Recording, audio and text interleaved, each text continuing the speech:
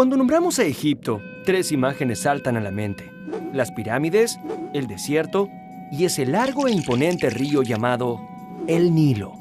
¿Lo conocen? Pero empecemos hablando de ese inmenso mar de arena conocido como el desierto del Sahara. Este lugar al norte de África no invitaba a nadie a instalarse allí. Sin embargo, hace miles de años, un cambio climático trajo abundantes lluvias al corazón de África. Poco a poco un caudal de agua empezó a crecer y crecer. Estas aguas formaron el río más largo del mundo, el Nilo. A partir de entonces, muchas poblaciones quisieron instalarse cerca de este río. Y es que en épocas de lluvia, el Nilo crece tanto que todo a su alrededor se inunda. Pero cuando estas aguas se retiran, dejan una tierra ideal para la agricultura, pues está llena de limo. Y el limo es uno de los mejores fertilizantes que existen. Durante los siguientes miles de años, muchas poblaciones que antes eran nómades empezaron a construir sus hogares alrededor del Nilo. Así nació el antiguo Egipto, una tierra habitada por hombres y mujeres que rápidamente aprendieron a sembrar y recolectar alimentos en abundancia, sin la necesidad de mudarse de un lugar a otro.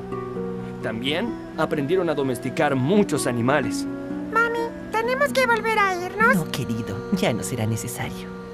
Los egipcios necesitaron mucho ingenio para aprovechar las crecidas del Nilo en su beneficio. Para eso, inventaron un sistema de riego en el cual tenía que participar toda la comunidad. Así surgieron oficios como el del agrimensor, algo parecido a los ingenieros modernos. Los agrimensores medían las tierras y planeaban cómo hacer los canales de riego y muchas otras cosas. Fueron los primeros en aplicar cálculos de aritmética y geometría para construir grandes obras. El Nilo trajo a los egipcios otro impresionante beneficio: el comercio. Y es que en sus aguas era muy fácil navegar, así que todo aquel que tenía un barco a mano podía recorrerlo de arriba a abajo.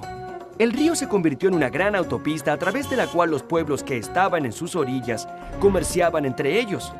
Esto trajo grandes riquezas para los egipcios. Y así empezó a gestarse esta gran civilización. Todo gracias a este gran río. 3000 años de historia. Hace miles de años, gracias al desarrollo del comercio y la agricultura, algunas aldeas que estaban en las orillas del Nilo se volvieron muy ricas y poderosas.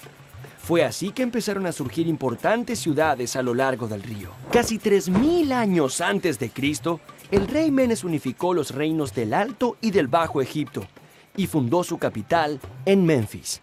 El símbolo del Alto Egipto era una corona blanca y el del Bajo Egipto una corona roja. Así nació la doble corona de los faraones. Este fue el comienzo de un gran imperio que perduraría por miles de años.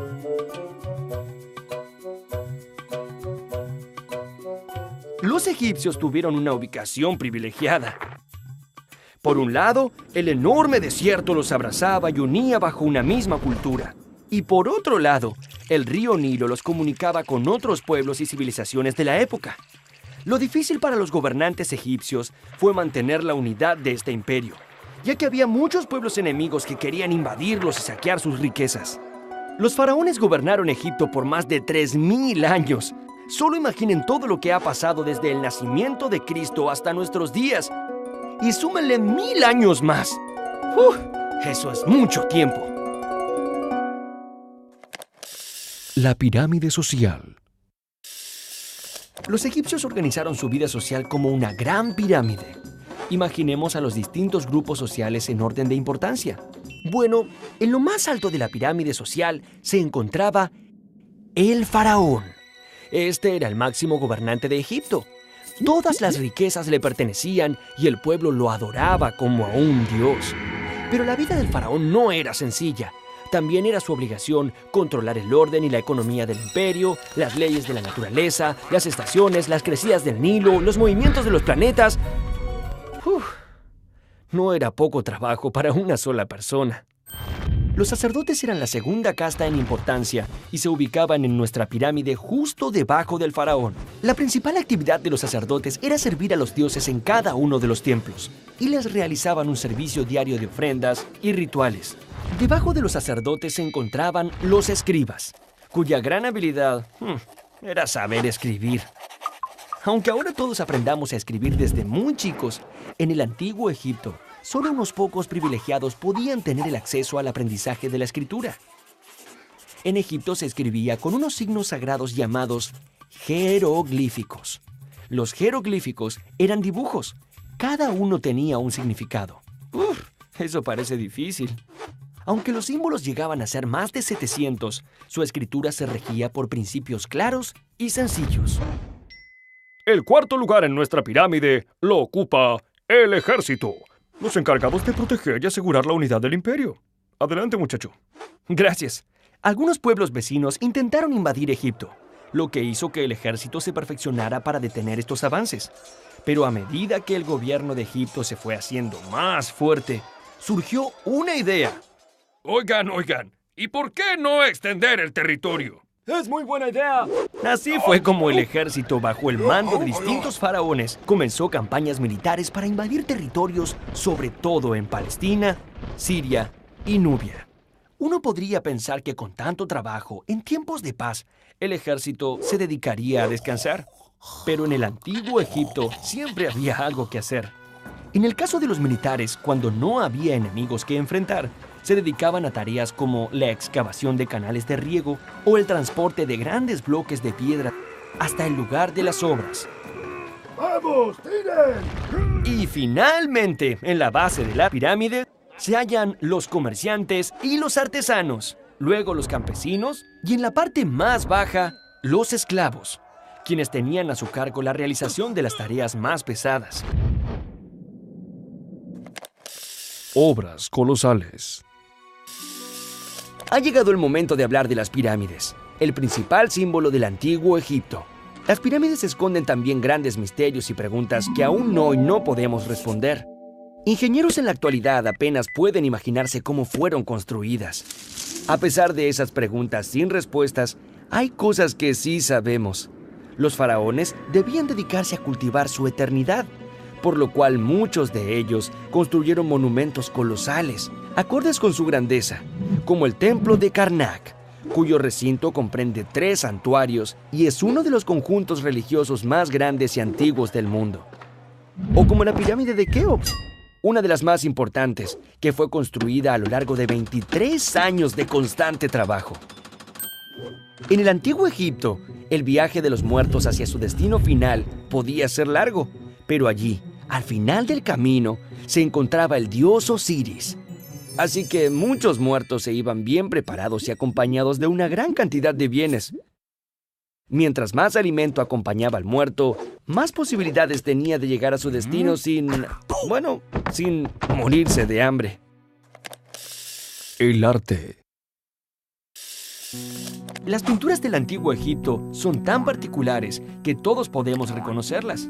¿Por qué los egipcios en los dibujos miran siempre hacia los costados? Los artistas egipcios poseían un modo particular de representar la vida. No les importaba la belleza, sino la perfección. Crea tu propio egipcio. Por eso, dibujaban de memoria, pero siempre siguiendo reglas muy estrictas que aseguraban la perfecta claridad de todos los elementos. Por ejemplo, dado que la cabeza del ser humano se ve y se reproduce más fácilmente de perfil, no dudaron en dibujarla siempre de costado. En cambio, los ojos siempre eran pintados como vistos de frente. Digamos que el resultado eran ojos que miraban de frente en una cara que miraba para un costado. Aquí va otro ejemplo. El pecho y los hombros eran reproducidos mucho mejor de frente, pero los brazos y los pies en movimiento eran representados con mayor claridad de costado. Por esta razón, en esas representaciones, las figuras humanas aparecen planas y al mismo tiempo contorsionadas, casi como si las hubiera arrollado un carro. Aunque claro, no había automóviles en esa época. ¿Se han preguntado por qué los dibujantes representaban siempre al faraón en un tamaño más grande? Bueno, era simple. A mayor jerarquía, mayor tamaño. La ciencia. Los antiguos egipcios fueron grandes matemáticos y científicos. De hecho, a ellos se les debe el calendario de 365 días con cada día dividido en 24 horas. Es ese mismo calendario que hoy usamos para saber en qué día de la semana estamos o cuándo empiezan las vacaciones. Entre todos los científicos del imperio, hubo uno que se destacó por toda la eternidad. Fue Imhotep, el sabio. Imhotep fue el fundador de la medicina egipcia. Se desempeñó como sumo sacerdote y visir del faraón Zoser, a quien le diseñó la primera pirámide escalonada, con la que se convirtió también en el primer arquitecto conocido de la historia. Los médicos eran muy queridos y respetados. En Egipto se escribieron muchos papiros médicos que fueron pasando de generación en generación, ampliando el conocimiento sobre las enfermedades. Gracias a estos papiros, sabemos que ya ellos tenían, como nosotros ahora, médicos especialistas para tratar las diferentes enfermedades de la piel, de los huesos, de los dientes y del corazón, entre otras. Sabemos también que conocían las partes del cuerpo, las venas y las arterias más importantes, y que utilizaban cientos de fórmulas para fabricar las medicinas necesarias para curar enfermedades, y que tenían muchos instrumentos que utilizaban en operaciones.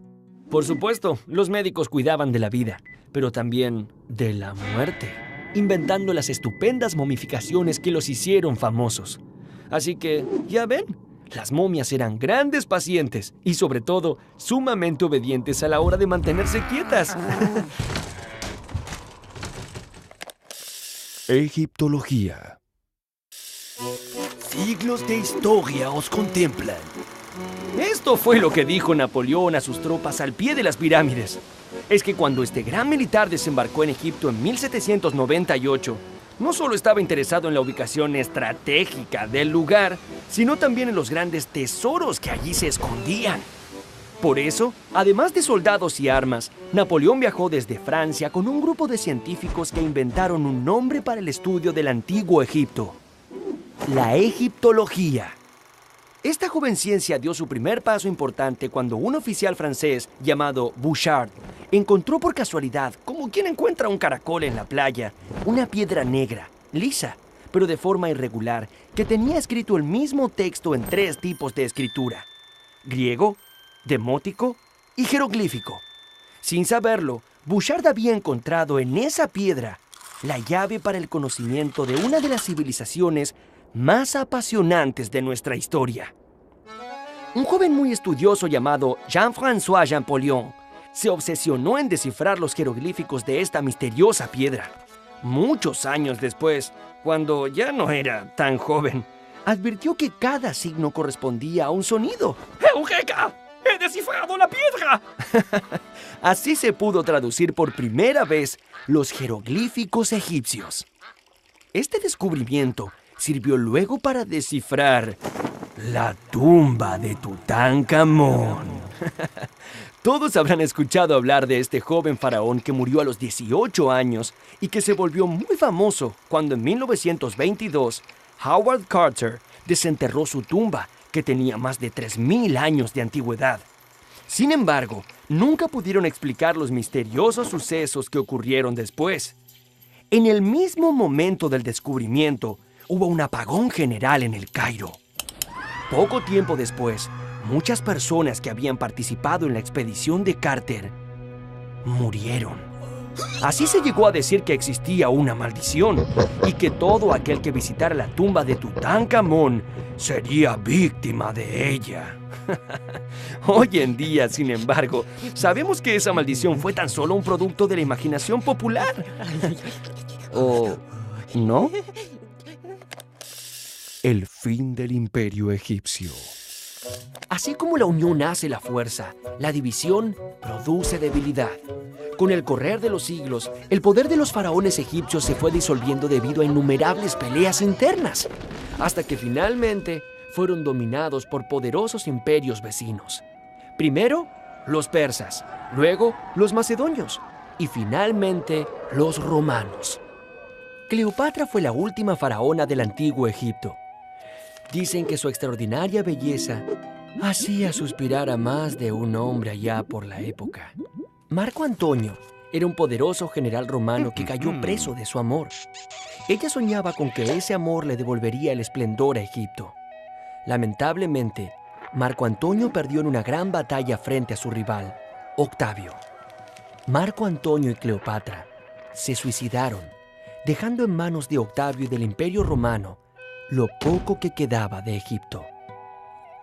A pesar de los miles de años que han pasado, la influencia de la civilización egipcia aún perdura entre nosotros, y sus colosales monumentos nos recuerdan su grandeza y majestuosidad.